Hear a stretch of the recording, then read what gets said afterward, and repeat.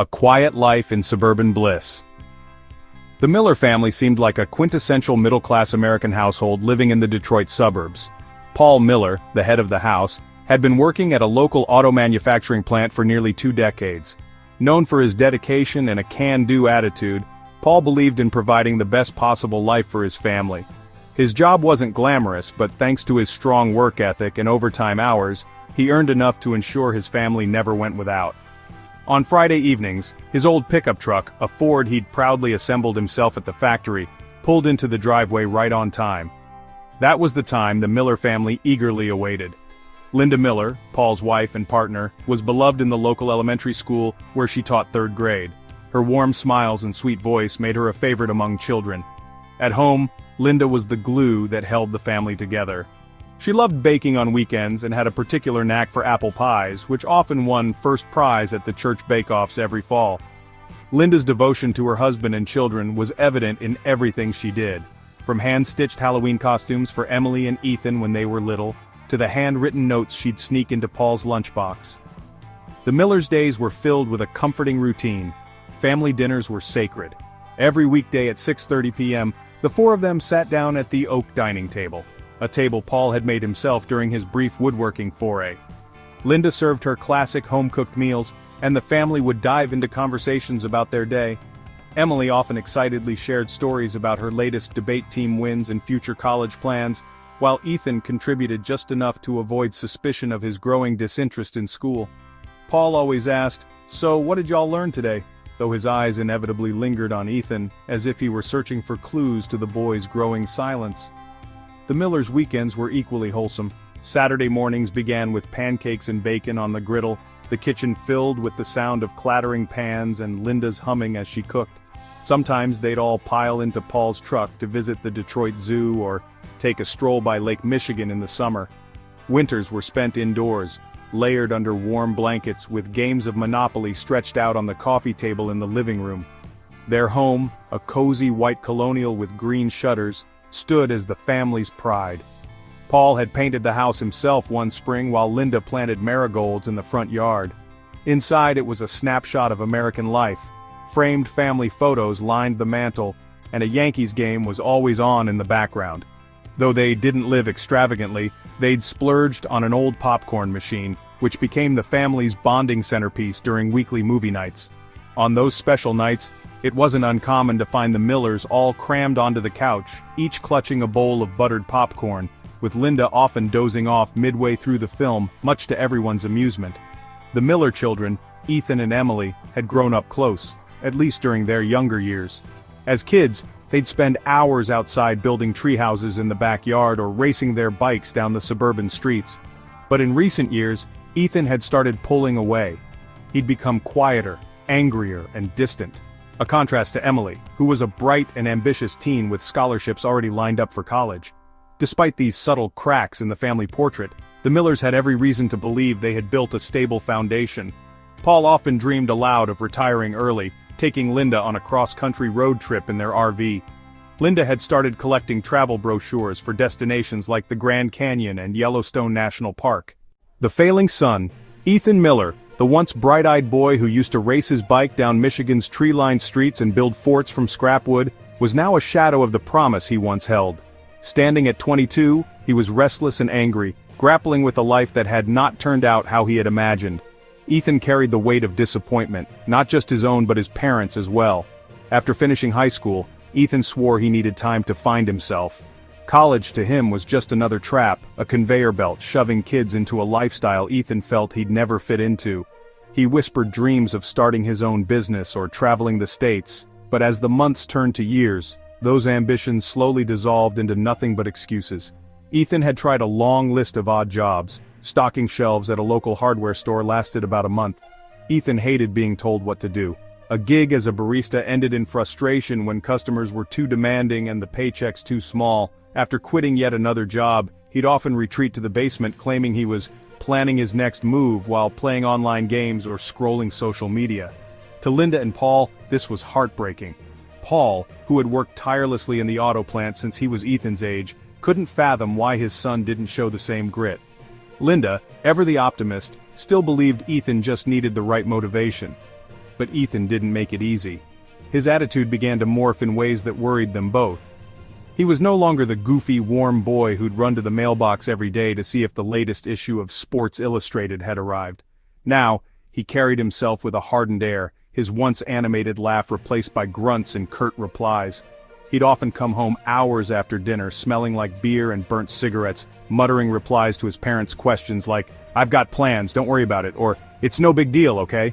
The arguments came swiftly and often. "You can't just sit around all day, Ethan," Paul yelled one evening after coming home to find Ethan sprawled on the couch, surrounded by empty soda cans and week-old takeout containers. "Do you know how hard I work to keep this roof over our heads? The least you can do is contribute." "Contribute? Seriously, Dad?" Ethan shot back, rising from the couch with defiance. His 6-foot-tall frame towered over Paul, but his father's gaze remained steady, unbothered. "You think I don't want a job? Maybe things aren't as easy as they were in your day." "Easy?" Paul's voice raised. "Let me tell you what's easy, giving up. That's what you're doing. You've given up on everything. I didn't raise a quitter, Ethan." Linda often stepped in, trying to diffuse the escalating tempers. "Paul, just calm down," she would plead, turning to Ethan. "Sweetheart, we just want to help. What's the plan? What are you going to do next?" But Ethan never answered. Instead, he'd storm out, slamming the door hard enough to rattle the framed family photos in the hallway. Emily, meanwhile, looked at her brother with a mixture of pity and resentment. Growing up, she'd admired Ethan. He was the adventurous one, unafraid to climb the tallest trees or speak his mind in any situation. But now, he was someone she barely recognized. In their younger years, he would cheer her on at her Little League games and give her goofy nicknames like Squirt or Smarty Pants.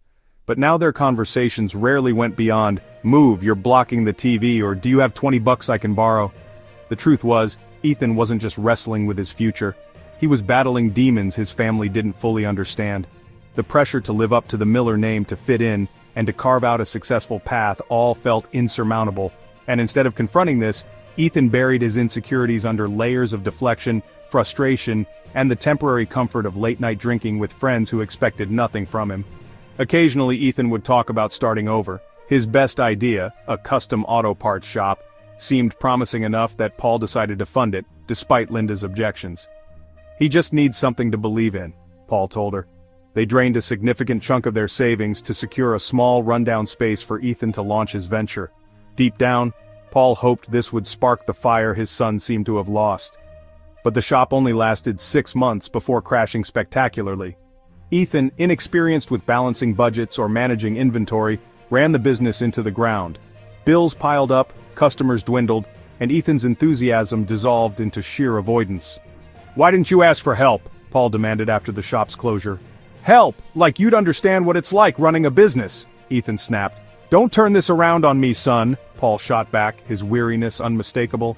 "You know how much that investment cost us. Your mom and I busted our butts to help you, and this is what we get in return." The failure of the shop only deepened the fractures in the Miller household. Paul began picking up extra shifts to make up for the financial loss, while Linda buried her disappointment in long walks and church bake sales. Meanwhile, Ethan doubled down on his spiral of recklessness. Debt collectors started calling, and Linda began noticing her jewelry going missing, an act Ethan vigorously denied. Ethan's failures weren't just about missed opportunities or wasted money, they symbolized the growing distance between him and the rest of the family. He felt abandoned by their expectations, and they felt betrayed by his lack of effort. Still, there were fleeting glimpses of the old Ethan, the boy who'd dribble a basketball in the driveway for hours or spend whole Sundays perfecting his model car collection. Late at night, Linda would sometimes hear the sound of Ethan's guitar drifting softly through the house and would pray that, eventually, he'd find his way. The talented but burdened daughter, Emily Miller, bright and driven, had always been the pride of her family.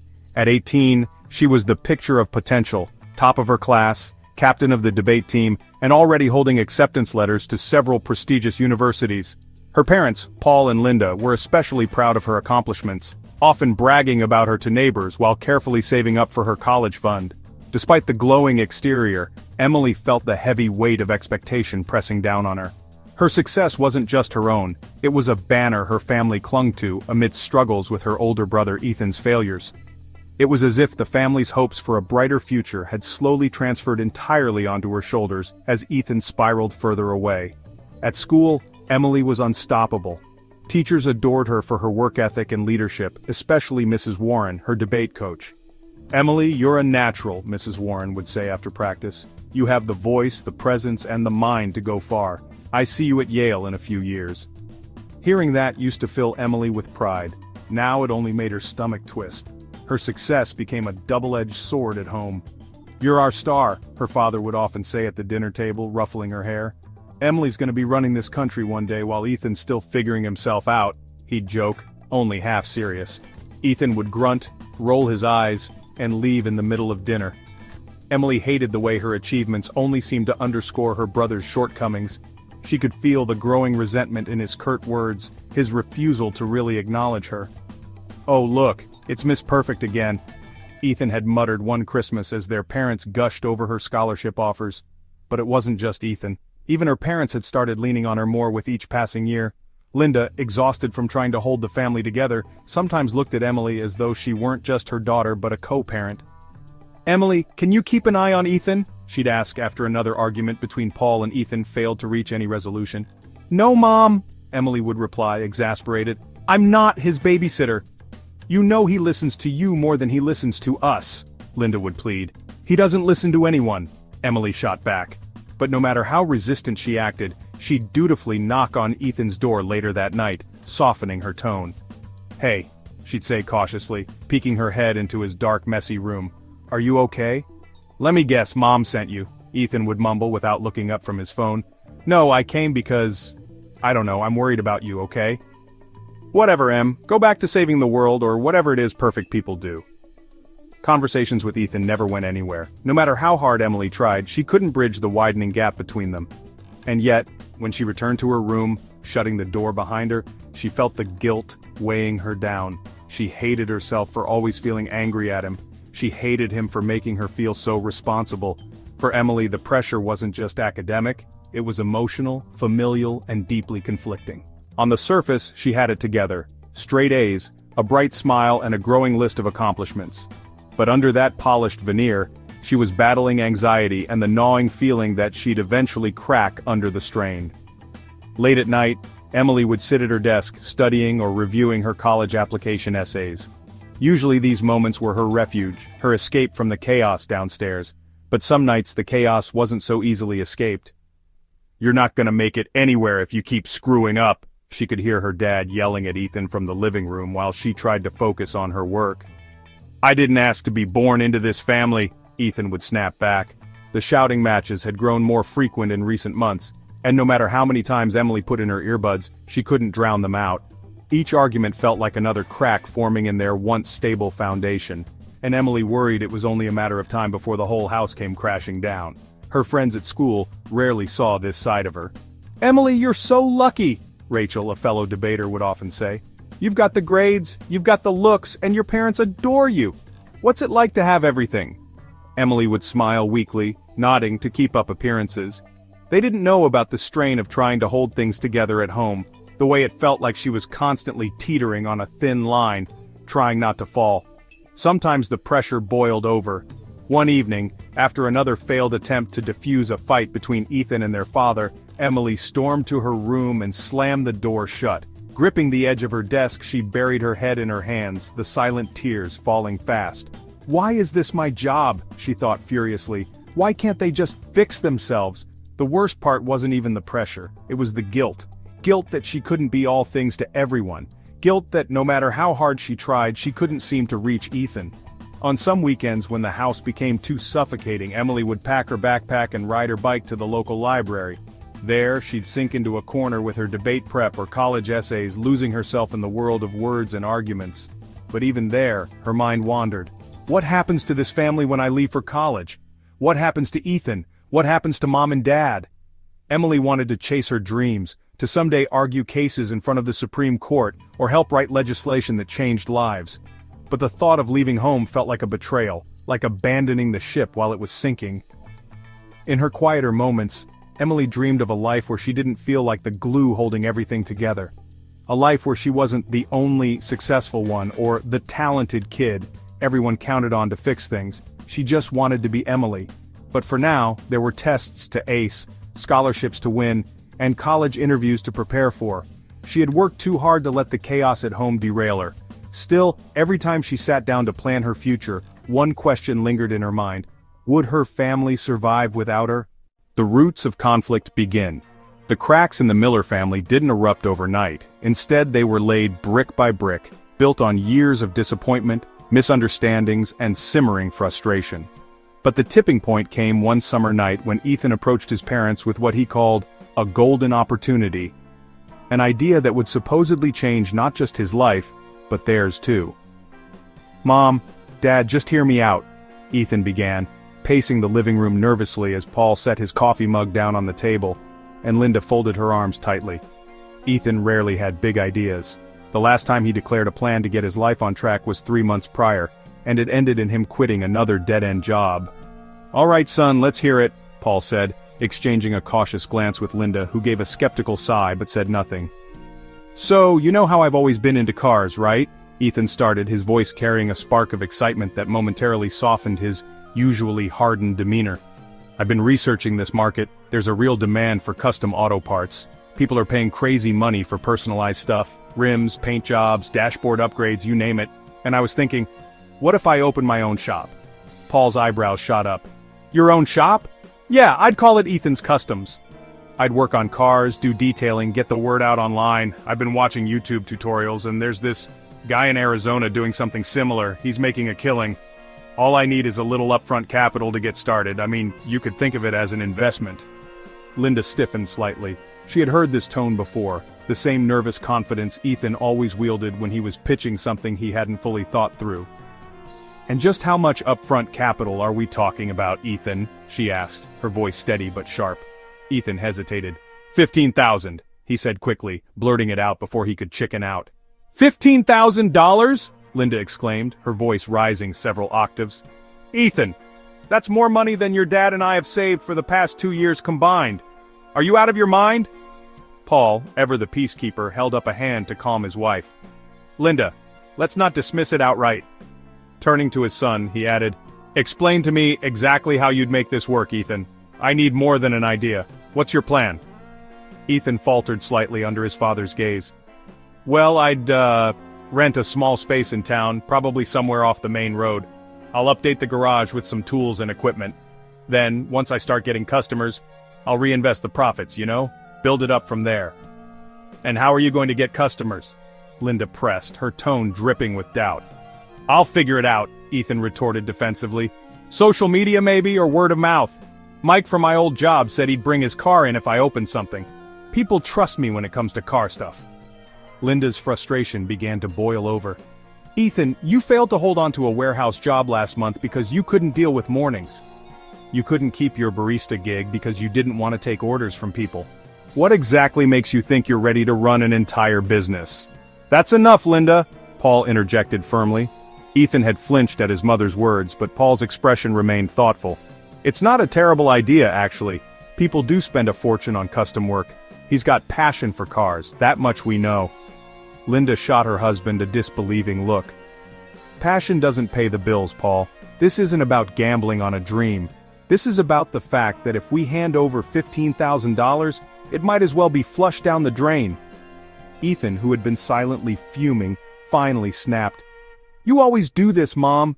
You never believe in me. Never! Why don't you trust that I can actually build something for myself? God forbid you give me a little support for once in my life." "Support?" Linda fired back, her face coloring with anger. "Look around, Ethan. You've had more support than most people could dream of. Your father works 50 hours a week just to keep this place running. We've bailed you out at least 6 times in the last year alone. Trust you? You haven't given us much of a reason to lately, have you?" The room went silent except for Ethan's labored breathing. The words stung more than he wanted to admit. Paul finally broke the tension. "Linda, let's take a step back."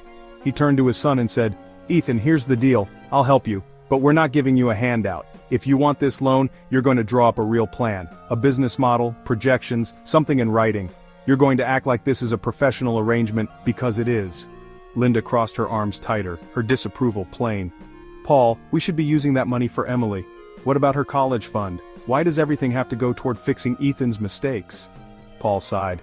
"Emily's going to be fine, Linda. She's bright, she's driven, and we've still got time to plan.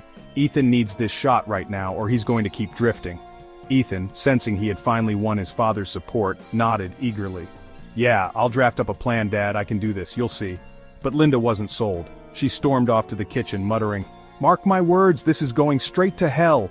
Her parting words hung heavy in the air as Paul and Ethan sat in uneasy silence. 3 months later, as Linda had predicted, the business collapsed. Ethan's mismanagement, his inability to track inventory, and his tendency to argue with customers sealed its fate. When they closed the doors to Ethan's Customs for good, thousands of dollars had been lost. Money Paul and Linda had worked tirelessly to save. The failure planted the seed for growing resentment in the family. Linda and Paul began arguing more fiercely than ever, with Linda repeatedly throwing Paul's decision back in his face.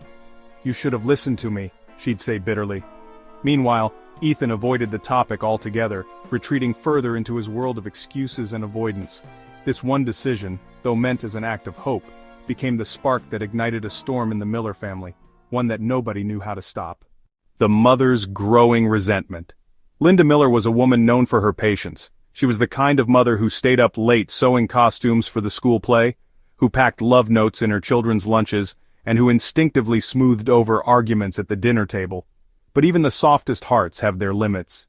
The years of Ethan's drifting, Paul's endless forgiveness, and her own sacrifices had worn Linda down. She felt increasingly like an outsider in her own family, a voice of reason no one listened to until it was too late, and even then, no one seemed to admit she'd been right. Things truly began to boil after the collapse of Ethan's business venture, a failure she had seen coming from the moment Ethan asked for $15,000 in family savings. But Paul, ever the dreamer when it came to his son, had ignored her warnings. "How could you not see this coming?" Linda asked, her voice sharp as she stood in the kitchen one evening, washing dishes with a ferocity that sent soap suds flying. Paul sat at the table behind her, exhausted after his second overtime shift that week. "I didn't know it would turn out this way, Linda," Paul replied wearily, rubbing his temples. His tone was conciliatory, but it did little to soothe Linda's simmering anger. "I thought giving him a chance might change things for him. You know how much he loves cars. I wanted to believe in him." Linda spun around, flinging a dish towel onto the counter. Believing in him, Paul? That's not what this was. This was throwing good money after bad. You didn't listen to me. You never listen to me when it comes to Ethan. Paul ran a hand through his hair. "You're acting like everything is black and white. He's our son, Linda. What was I supposed to do? Let him rot here with no direction, no goal, nothing to hold on to?" "Yes, Ethan is our son," Linda countered, her voice rising. "But so is Emily. Or have you forgotten about her while you're busy propping him up over and over again? Where is her $15,000 for college, huh? Where are her chances? Why does everything have to revolve around Ethan's endless screw-ups?" At the mention of Emily, Paul fell silent. Linda pressed on, shaking her head as tears of frustration welled up in her eyes. "This isn't just about money, Paul. It's about the fact that you keep protecting him, enabling him, while the rest of us have to pay the price. Do you know how hard I've worked to make sure this family held together while you've gone and given him chance after chance?" Paul stood up from the table, his voice calm but strained. "You think I don't care about Emily? About you? You think this hasn't been hard for me too? I'm breaking my back every day to make sure we all have what we need. I see Ethan struggling and God, Linda, what if it were you? Would you just give up on your own kid?" Linda visibly softened for a moment. Briefly it seemed like Paul's words might reach her, but then she stiffened again. "Giving up on him? Don't you dare twist this like I don't love my son. Of course I do, but loving someone doesn't mean coddling them until they ruin everything, Paul. It means holding them accountable." From the next room, Emily could hear every word. She sat at the dining table with her debate notes spread out in front of her, but her pen hadn't moved in minutes. Arguments between her parents about Ethan had become so familiar that she could practically predict their rhythms, the sharp accusations, the frustrated silences, the inevitable escalation. And then there was Ethan himself, oblivious as ever. While his mother and father wore themselves down fighting over him, Ethan was upstairs in his room, headphones blaring as he played a video game. Linda's resentment extended beyond Paul. It latched onto Ethan, clinging to every careless thing he did or said, the way he avoided work, the smirk he gave when he slouched down to dinner late and ignored the tension in the room, the excuses that tumbled from his mouth whenever he failed once again. One evening, after yet another call from a debt collector related to Ethan's failed business, Linda snapped. Ethan was sprawled on the couch in the living room, scrolling mindlessly on his phone while Linda stood above him, her face a mix of rage and despair. "Are you proud of yourself?" she asked, her hands trembling. Ethan looked up, confused. "What are you even talking about, Mom?" "This." She gestured wildly to the stack of bills on the coffee table. "This mess that you've dumped on us. Do you understand what you've done to this family? Do you even care?" Ethan rolled his eyes. "Oh, here we go again. I'm sorry, okay? What more do you want me to say?" "I don't want your apologies, Ethan. I want you to grow up." Linda's voice broke, tears streaming down her face now. "I am so tired of cleaning up after you with my time, my energy, and my money. Do you even realize how much your father is working to make up for your failures? Do you even care about anyone but yourself?" Paul came in from the kitchen, placing a hand on Linda's shoulder. "Calm down, Linda, you're not helping." "I'm not helping?" Linda whirled to face him. "Paul, this is exactly the problem. I'm the only one trying to hold him accountable, and you keep letting him off the hook. You can't keep sweeping this under the rug and hoping it goes away. It's not going away." For once, Ethan didn't have a snarky reply. He stared at the floor in awkward silence as his mother's words hung in the air. Linda stormed off to the bedroom, slamming the door behind her. For the first time it felt like years of bottled-up frustration had finally erupted, but instead of feeling relief, all she felt was exhaustion. When she looked in the mirror that evening, she barely recognized herself. Her once gentle face was drawn tight with worry lines, her eyes tired and swollen, and it hit her in that moment. She wasn't angry because she didn't care. She was angry because she had cared so much, for so long, and it felt like no one else in her family truly listened. Linda knew that the resentment brewing inside her was pulling her further away from Paul and Ethan, but she didn't know how to stop it, and the more she tried to hold it in, the heavier the weight became. Ethan pushes the family to the brink. Ethan's downward spiral didn't just affect him, it infected the entire household like a slow-moving poison. His refusal to take responsibility, his reckless decisions, and the growing tension with his parents had already cracked the fragile foundation of the Miller family. But the day he began gambling was the day those cracks turned into shattering fault lines. It started small, as it often does. Ethan had been hanging out with some guys he'd met at the local bar, most of whom shared his disillusioned, aimless outlook on life. They introduced him to sports betting. "It's nothing big," one of them said, grinning while nursing a beer. "Bet $30, make a quick 100, no harm, no foul." On paper, it seemed easy. Ethan wasn't working, his bank account was nearly empty, but the idea of quick money piqued his interest. Ethan began betting small amounts, never more than $50 at first. But gambling is rarely something that stays small, especially for someone like Ethan, who was desperate for a win. When he lost, the frustration gnawed at him. He'd double down on the next bet, convinced he'd make his money back. But each time the hole got deeper, and soon he found himself placing bets far beyond what he could afford. At first, Ethan kept it quiet, keeping his late nights in smoky poker rooms and shady clubs a secret. But as the debts piled up and the calls from unknown numbers became more frequent, it wasn't long before the truth began creeping into the Miller household. One rainy evening, Ethan barged into the living room where Paul was watching the Yankees game and Linda was folding laundry. His eyes were bloodshot, his hair disheveled, and there was a pale, sickly tension in his expression. "Dad, Mom, I need to talk to you." Linda stopped folding, resting the basket on her lap. There was something about Ethan's tone that chilled her. Paul muted the TV and turned his full attention to his son. "What's going on, Ethan?" Paul asked, his brow furrowing. Ethan paced back and forth, his hands gripping the back of his neck. "Okay, so, I'm in a little bit of trouble, but it's nothing I can't fix. I just need some help right now." Linda's heart sank. Trouble from Ethan almost always meant one thing. "What kind of trouble?" she pressed. Ethan paused, visibly struggling to spit it out. "There's this guy, well these guys, and I owe them money. For some bets I made." Paul narrowed his eyes. "Bets? Ethan, what kind of bets? Gambling? Tell me you're not talking about gambling."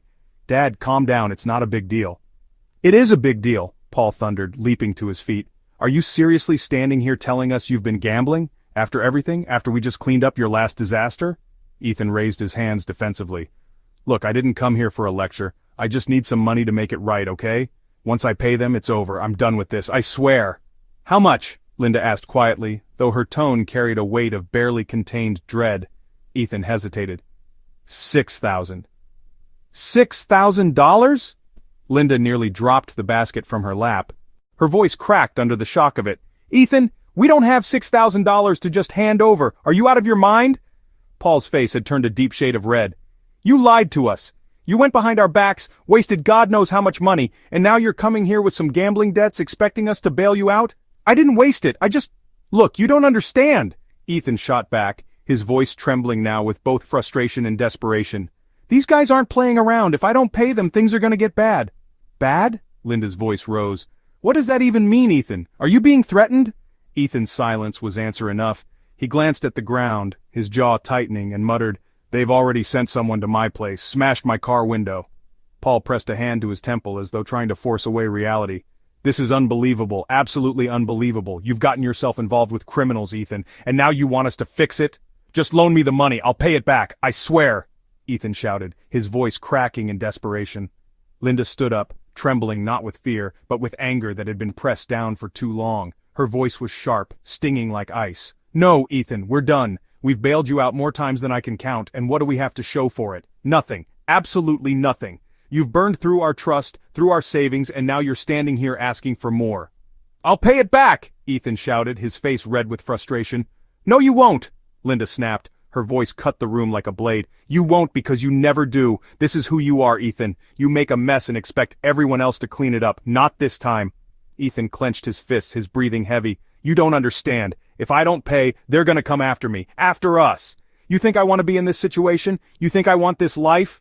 Linda took one step closer to him, her voice quieter but no less venomous. "You don't want this life?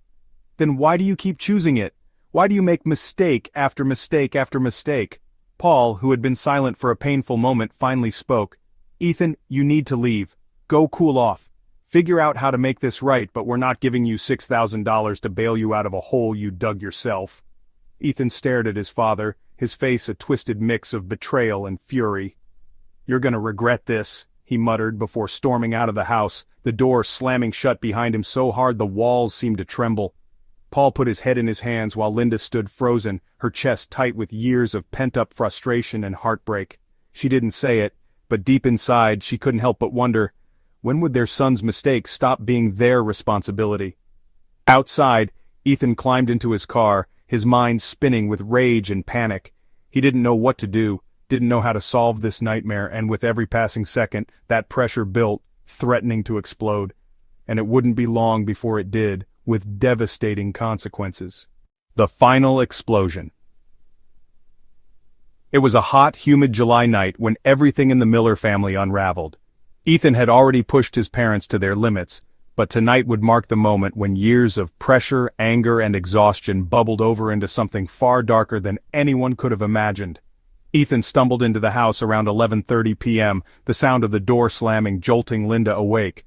She was on the couch in the living room, a place she'd spent more nights recently because Paul's snoring had become unbearable and because she didn't have the emotional energy to fight with him about Ethan. The moment Ethan walked in, Linda could tell something was off. He reeked of alcohol, his shirt was untucked and his movements were clumsy and erratic. But it wasn't just his physical state, it was the wild, dangerous look in his eyes, one she'd never seen on her son before. "Ethan," Linda said sharply, sitting up straight as he staggered into the room, "do you have any idea what time it is? And look at you, you're drunk, aren't you?" Ethan waved her off, his steps uneven as he tripped over the coffee table and landed heavily in the recliner. "Oh, for God's sake, Mom, not now, I don't want to hear it." "That's not how this works," Linda snapped, standing with her arms crossed. Her frustration had reached a boiling point after weeks of tension.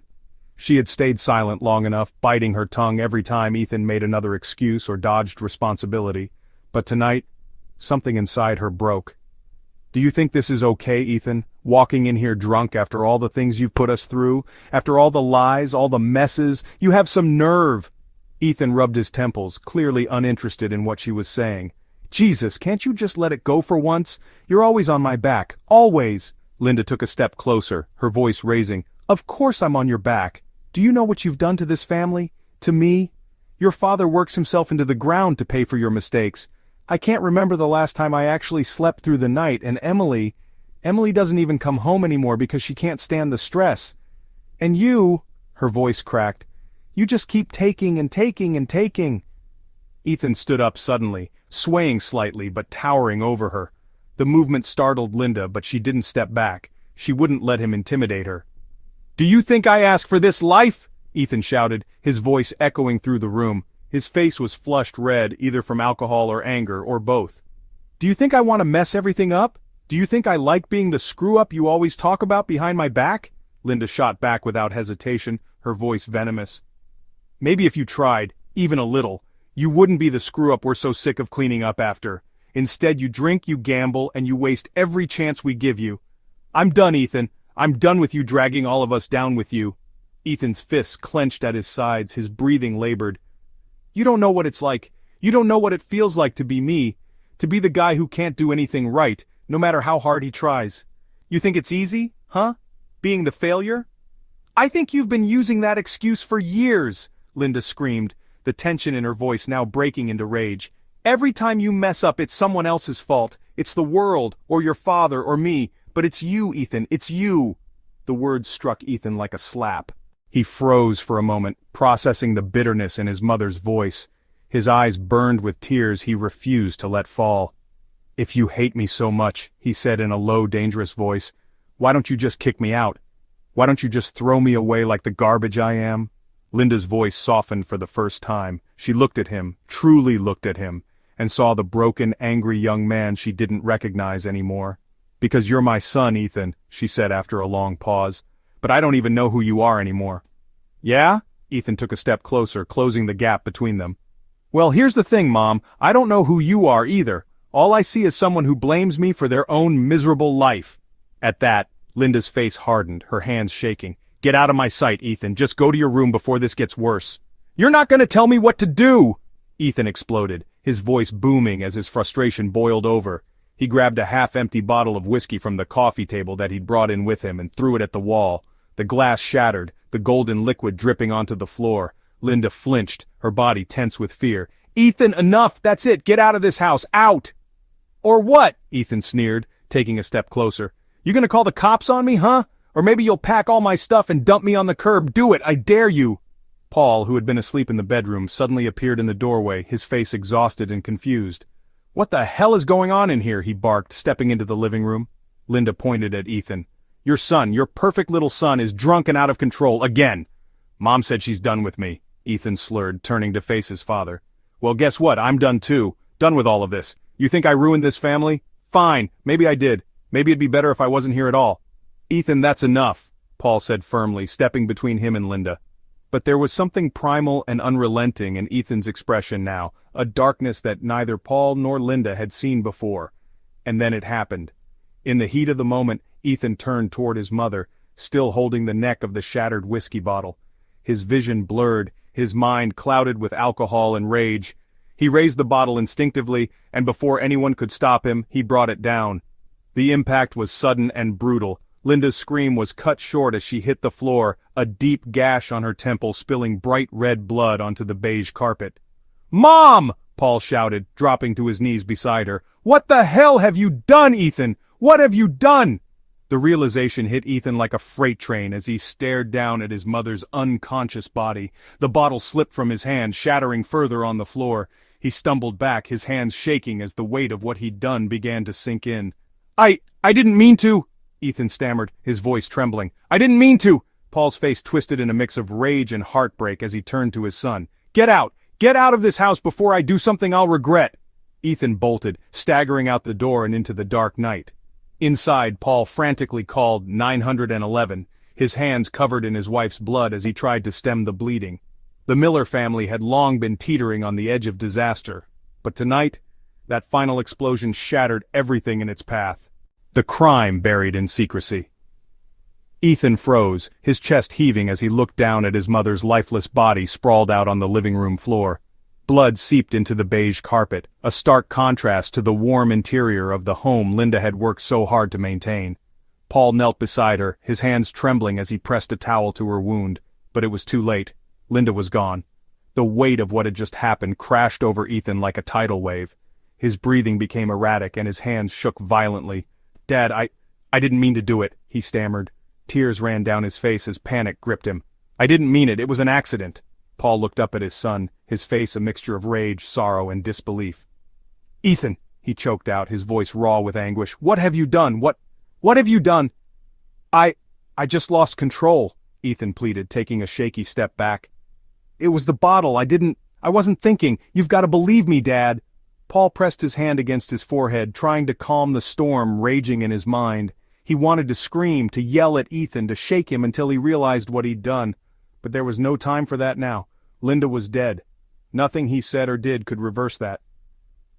"She's gone," Paul whispered, more to himself than to Ethan. His voice cracked under the weight of those two words. "Your mother. She's gone." Ethan sank to his knees, gripping his head with both hands. "What are we going to do, Dad? What are we supposed to do now? I can't go to prison. This was a mistake. She tripped, or I slipped. Something. I swear it wasn't on purpose." Paul stood slowly, feeling years of exhaustion and grief weigh down every movement. He stared down at Linda's body, then at his son. For what felt like an eternity, the room was silent except for the faint hum of the ceiling fan and Ethan's sharp, uneven breaths. "You're right," Paul finally said, his voice steady in a way that almost scared him. "You can't go to prison. We can't let this destroy everything." "What are you saying?" Ethan asked, his voice trembling as he looked at his father. Paul closed his eyes, his jaw tightening. "I'm saying we don't call the police. Not yet." Ethan's eyes widened. "What? Dad, are you serious? What are we supposed to do? Just leave her here?" "No!" Paul snapped, his voice laced with an authority that silenced any more questions from Ethan. "No, we're not leaving her here. We'll take care of it. We'll figure this out. But you're not going to jail. Do you hear me?" Ethan nodded, though his hands were still trembling. Okay, what do we do, Dad? Tell me. I'll do whatever you say." Paul knelt back down beside Linda and pulled the blood-soaked towel from her head. His hands shook as he gently covered her face with it. "Listen to me carefully, Ethan," he said without looking at him. "We move her to the garage, tonight. No one else can know." Ethan blinked, his face pale and drawn. "What if someone finds out?" "That's not going to happen," Paul said firmly, though his voice betrayed the fear simmering beneath his calm exterior. "We'll make sure of it." Later that night, the sound of a shovel scraping against concrete echoed through the garage as Paul pulled out the large tarp he used for covering furniture when he painted. The Miller family's modest home had a small detached garage filled with boxes, tools, and an old exercise bike. A space that had once felt safe and normal now felt suffocating. Ethan stood frozen, staring at the tarp as if it were some otherworldly object. I don't think I can do this, Dad," he whispered. "This is Mom." Paul turned to him, his face hard and unyielding. "You think this is easy for me?" he snapped, his voice like a whip in the night air. "That's your mother in there, my wife, but if we don't handle this, if we don't get it together, you'll be in a prison cell for the rest of your life. Do you want that?" Ethan shook his head quickly. No, I don't. I don't know if I can even move her. I don't know if I can touch her like that." Paul grabbed Ethan by the shoulders and looked into his son's tear-filled eyes. "You don't have a choice," Paul said firmly, though his voice cracked slightly under the weight of his emotions. "Neither of us does." Together they carried Linda's lifeless body, wrapped in a blanket, out to the garage. The walk from the house to the garage felt endless, and every small sound, a distant dog barking, the rustle of leaves in the breeze, made Ethan flinch. Once they were in the dim, cluttered garage, Paul spread the tarp on the floor. "Lay her down gently," he said gruffly, as if giving himself instructions just as much as Ethan. They lowered Linda onto the tarp and Paul stepped back, staring down at her. She looked so peaceful now, as though she'd simply fallen asleep. Paul's eyes welled with tears, but he quickly wiped them away, not wanting Ethan to see him falter. Ethan, meanwhile, leaned against the wall, shaking violently, his breath coming in short gasps. "It's not right. This isn't right, Dad. We should have called someone. The police. An ambulance. Something." Paul rounded on him, his expression fierce. "You think they'd believe us? You think they'd listen to, 'It was an accident,' or 'I didn't mean to'? This isn't about what's right anymore, Ethan. It's about survival. Do you understand?" Ethan nodded quickly, tears streaming down his face. I get it. Paul drew in a deep, shuddering breath, wiping his face as he looked around the garage. His gaze landed on his old workbench where a half-empty can of paint sat next to some tools. "We lock up the garage," he decided. "Nobody goes in here." "What about the smell?" Ethan asked quietly, his voice trembling. "I'll take care of it," Paul replied, though how he'd take care of it he didn't yet know. "For now, we don't say anything to anyone. Not the neighbors, not Emily, no one." At the mention of Emily, Ethan looked up sharply, guilt and shame written all over his face. "What are we going to tell her? Mom's just gone?" Paul turned away, unable to look his son in the eyes. "We'll deal with that when we have to," he said. "For now, we bury it, we bury everything." Father and son stood in the oppressive silence of the garage, surrounded by shadows and the weight of their shared crime. Neither of them spoke, and neither of them knew how they would ever find a way forward. But deep down, Paul couldn't ignore the growing feeling in his gut that this wasn't over, not by a long shot.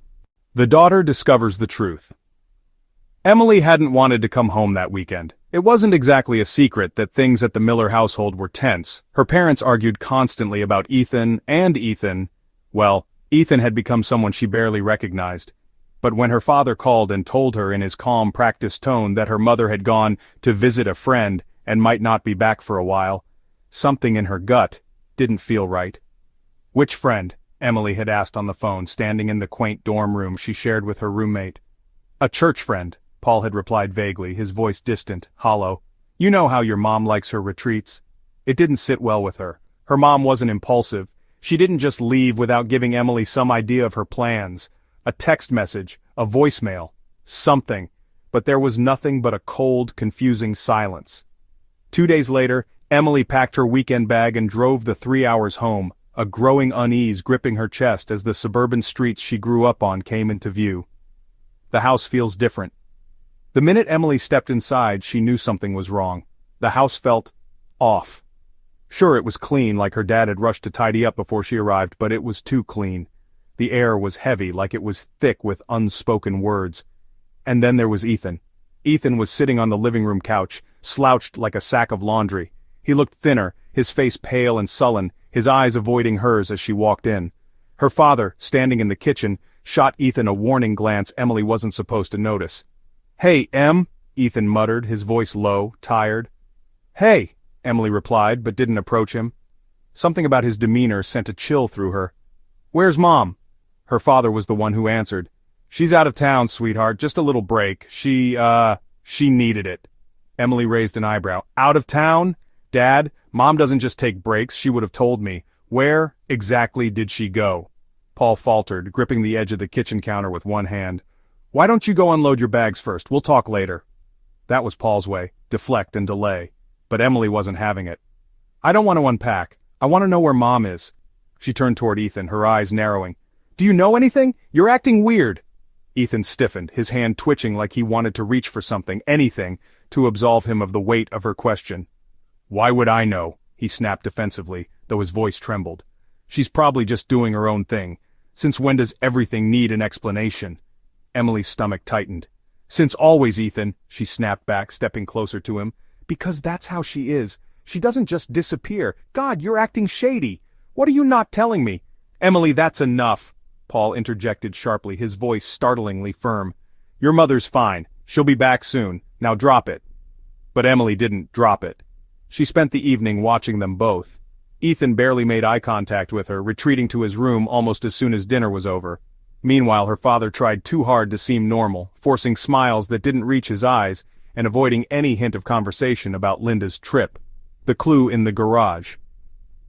The next morning Emily woke early. Although the house was quiet, her mind wasn't. She stood by the kitchen window sipping her coffee, her eyes wandering to the garage. Something about it felt wrong. The old paint cans that her dad used for projects were always neatly stored, but yesterday, when she parked the car, she'd noticed them stacked oddly, almost as if hiding something. Her heart raced as she moved quietly toward the garage. The door creaked open, and the musty air hit her like a wave. The first thing she noticed was how tightly sealed the windows were. Black trash bags had been taped over the panes, letting in almost no light. Her dad had never done anything like that before. Frowning, Emily stepped inside, her hand brushing against her phone in her pocket. She reached for the pull string to turn on the overhead light, her pulse rising with every breath. At first everything looked normal. Boxes of Christmas decorations, an old exercise bike, the same tools that hadn't moved in years. But the smell was what got her. It wasn't strong, but it was unmistakable. The faint metallic tang of something wrong, something dead. Emily's breath hitched as she took another step forward, her eyes scanning the floor. That's when she saw it, the tarp. It was tucked into the corner under some wooden planks, but one edge jutted out, almost as if daring her to come closer. Biting her lip, she knelt down, her heart slamming against her ribs as her fingers brushed the edge of the worn blue plastic. "Emily!" Her father's voice roared from the doorway, jolting her so hard she almost fell backward. Paul was standing there, his face pale, his voice frantic. "What are you doing in here? What's under this tarp?" she shot back, her voice firm despite the lump rising in her throat. "You need to leave the garage now," Paul ordered, stepping toward her. "What are you hiding?" Emily demanded, refusing to back down. "Dad, I swear to God, if something's happened to Mom—" "She's fine," Paul bellowed, but the crack in his voice gave him away. "Leave it alone, Emily." "No," she shouted, standing her ground. "Not until you tell me what's going on." Her eyes darted toward the tarp and back to her father. Is Mom under there?" Paul froze, his fists clenching for a moment before he relaxed them, his shoulders sinking as though the weight of the world had finally crushed him. His expression softened, his forced control slipping away. "Emily," he began, his tone low and pained. "You don't understand. It wasn't supposed to happen like this." A cold chill raced down her spine. "Oh my God," she whispered. "What did you do?" "It was an accident," her father said, his voice trembling. "It was Ethan. He didn't mean to. He just lost control and—" Paul's voice broke as he gestured helplessly toward the tarp. "We didn't know what to do. We thought we could protect him." "Protect him?" Emily's voice rose, her hands shaking. "You thought hiding Mom like some piece of trash was protecting him? Are you both insane?"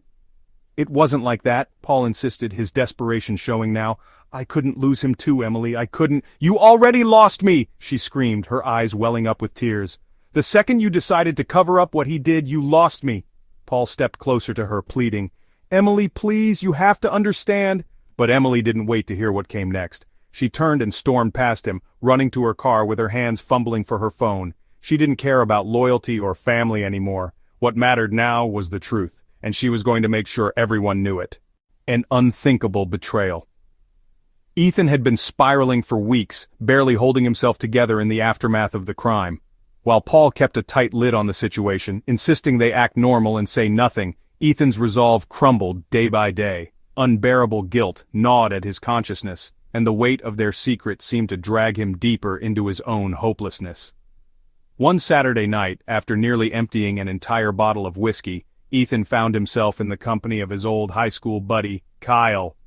Kyle was Ethan's go-to drinking partner, someone who rarely judged and always offered an escape into the haze of alcohol and mindless banter. The two of them were sitting in Kyle's dimly lit basement, half watching a football game as they passed a cheap bottle of liquor back and forth. Ethan was slouched on the worn-out couch, his eyes bloodshot, his words slurred but filled with a heavy tension. "Man, you ever do something so bad," Ethan mumbled, staring at the flickering TV screen, "that you don't even know if you're still a good person?" Kyle laughed, shaking his head. "Come on, Ethan, everyone's done dumb shit. What did you do? Steal a candy bar? Crash a car?" Ethan shook his head, his hands trembling as he took another sip. He muttered, more to himself than to Kyle, "It's bigger than that, man. Way bigger. It's bad."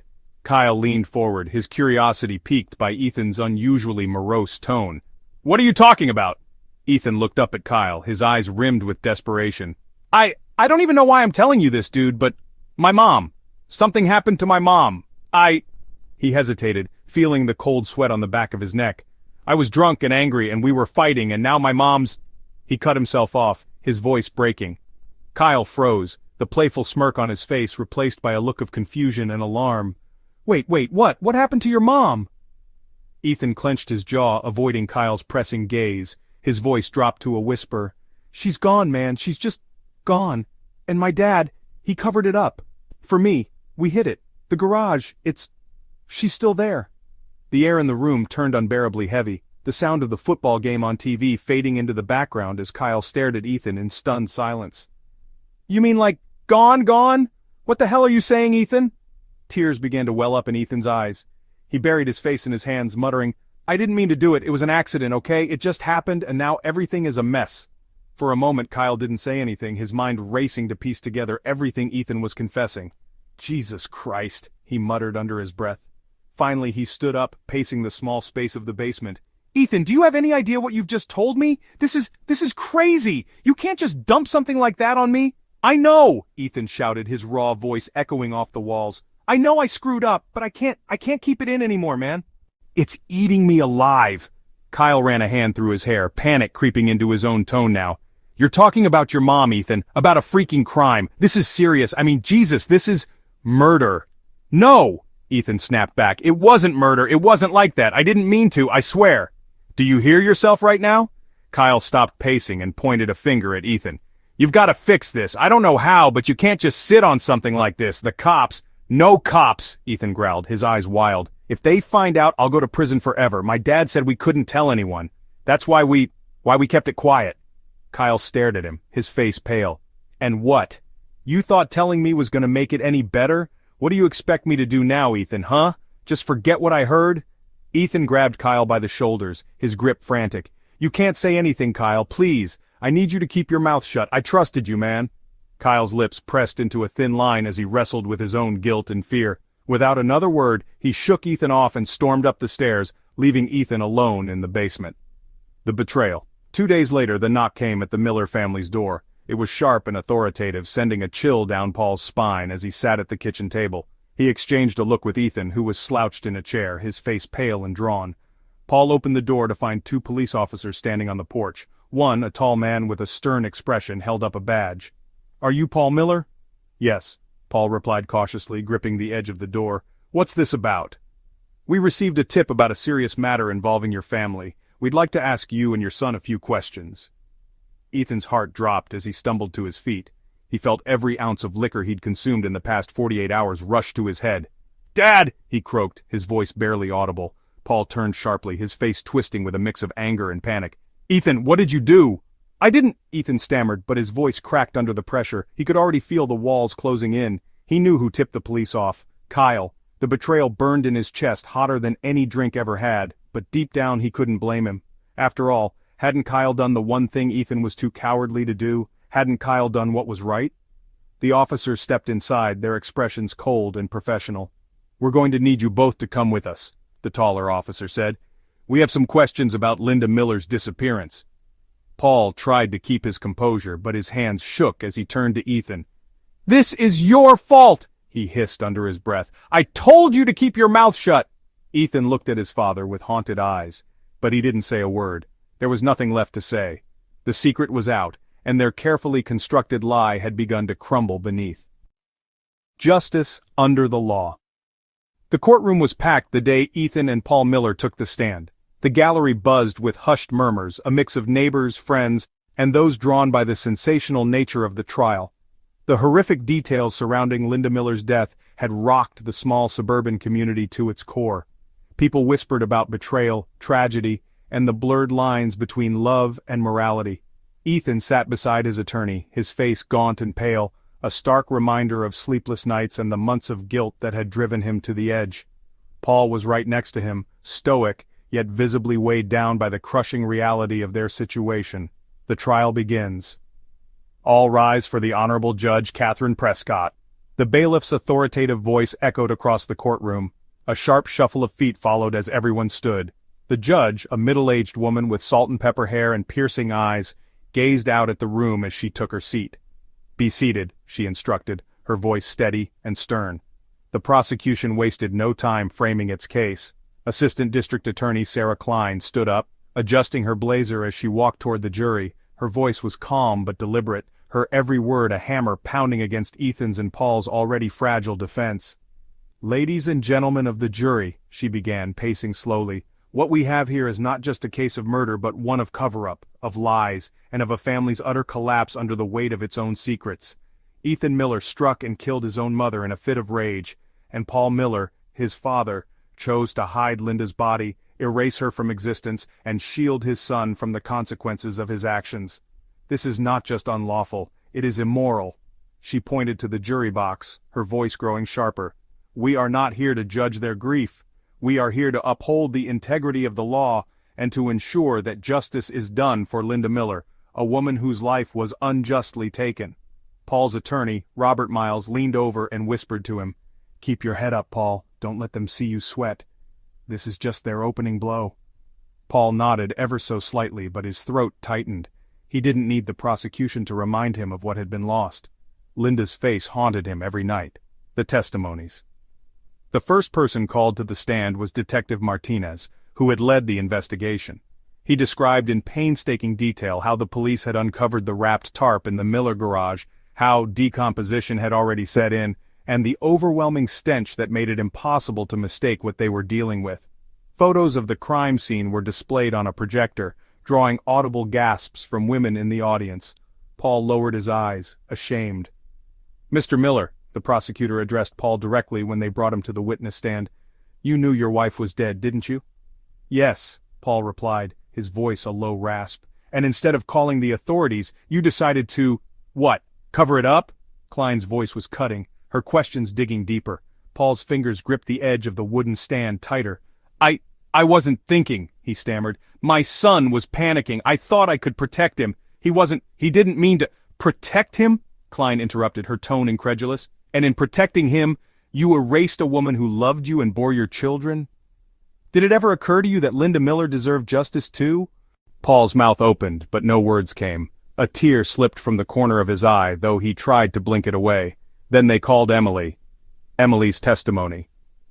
All eyes fell on her as she walked to the stand. She was dressed conservatively, her hands clasped tightly as she sat down. She had tried to keep her composure, but the sight of her brother and father seated across the room made her heart break all over again.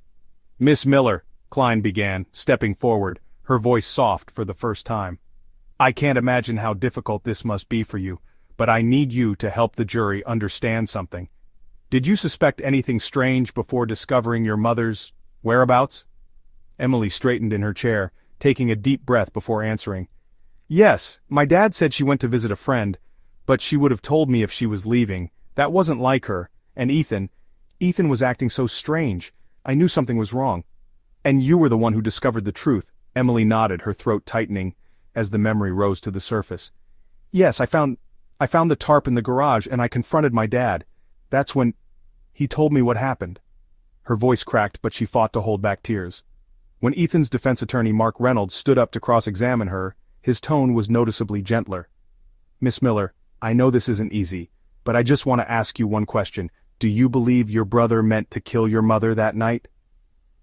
Emily hesitated, the air thick with tension. Her gaze flicked over to Ethan briefly before answering. "No, I don't believe he meant to, but that doesn't mean he shouldn't be held responsible for what he did." Ethan closed his eyes, her words cutting into him like a blade. The verdict. After weeks of arguments, evidence, and emotional testimonies, the jury finally convened to deliberate. The courtroom was tense when the foreman stood to deliver their decision. "For the charge of second-degree murder," the foreman began, clearing his throat, "we find the defendant, Ethan Miller, guilty." Paul closed his eyes, his head dropping. Ethan sat motionless, barely breathing, as the words hit him like a physical blow. "For the charge of obstruction of justice," the foreman continued, "we find the defendant, Paul Miller, guilty." The gasps from the gallery were drowned out by the sound of the judge calling for order. The sentence followed quickly. Ethan was given life in prison without parole, while Paul was sentenced to 20 years for his role in concealing the crime. A family torn apart. After the sentencing, Emily stayed in her seat as the rest of the courtroom began to clear out. Her father and brother were escorted out in handcuffs, their faces pale, their once strong bond now forever shattered. Paul turned to catch a glimpse of Emily one last time before the guards led him away. His lips moved as if to say, "I'm sorry," but no sound left his mouth. Emily just sat there, motionless, tears streaming down her face as her family disappeared from view. She stayed until the courtroom was completely empty. The silence that remained was deafening. For Emily, there was no real victory. Justice had been served, yes, but at what cost?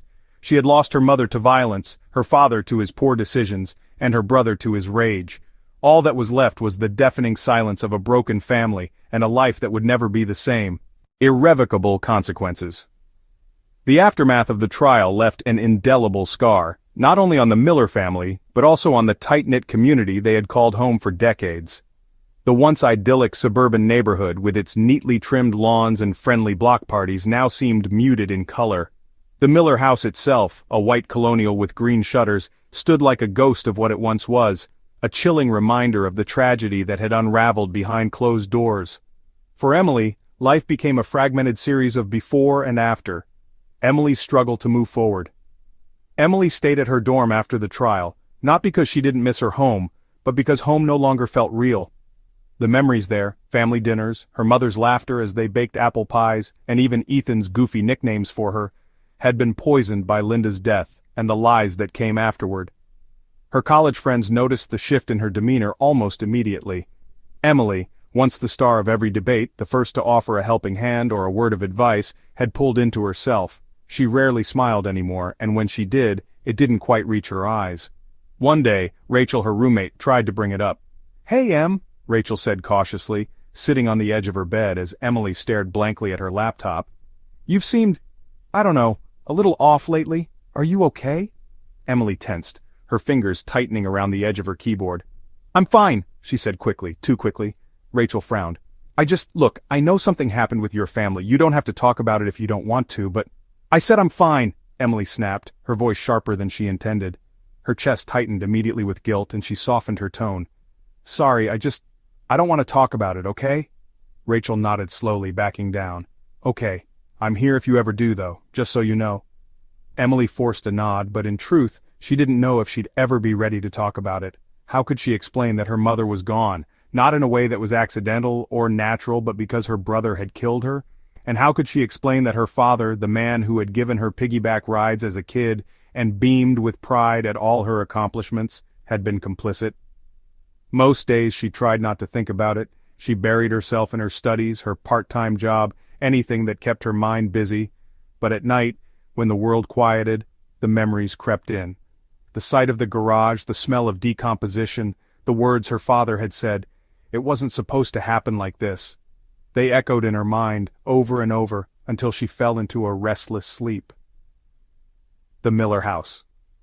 Back in the neighborhood, the Miller house became a curiosity, a symbol of the unspeakable. Its green shutters began to fade, and the marigolds Linda had once lovingly planted in the front garden withered, untended. Children on bikes slowed as they passed by, whispering in hushed voices about the murder house. Their parents, meanwhile, whispered about their own guilt and obliviousness.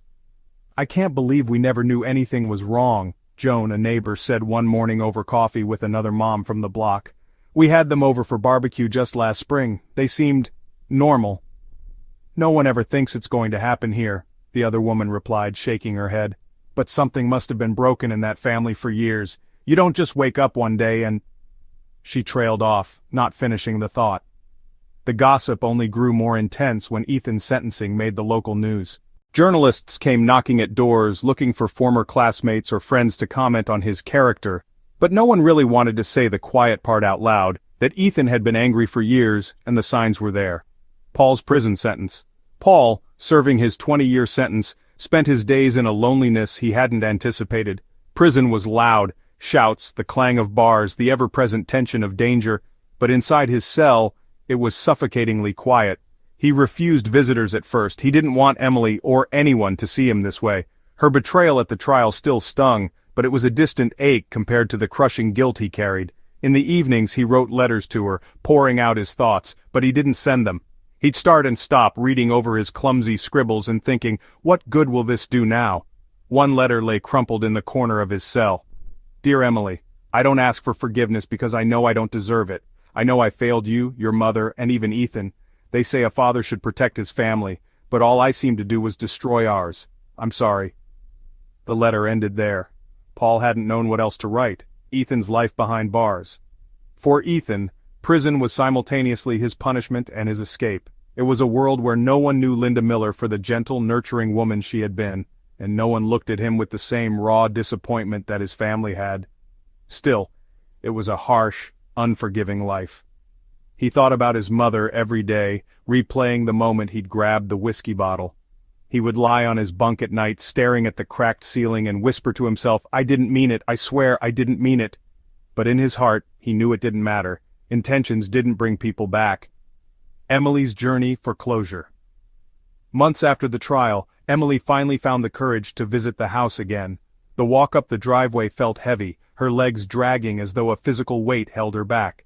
She hesitated at the door, her hand trembling before she turned the knob. The smell of dust greeted her, mixed with something faintly familiar, apple-scented candles her mother used to burn in the fall. She walked through the room slowly, each one a treasure chest of memories she wasn't sure she wanted to open. In the living room she found a stack of family photo albums, untouched since the trial. She sat down cross-legged on the floor and opened one. There was a picture of her as a baby, swaddled in her mother's arms, a wide smile on Linda's face. "I forgave you, Mom," Emily thought, tears slipping down her cheeks. "I know it wasn't your fault, but she didn't forgive her father. And Ethan, she wasn't sure." By the time she left the house, the sun had begun to set. Shadows stretched across the quiet street as she locked the door behind her.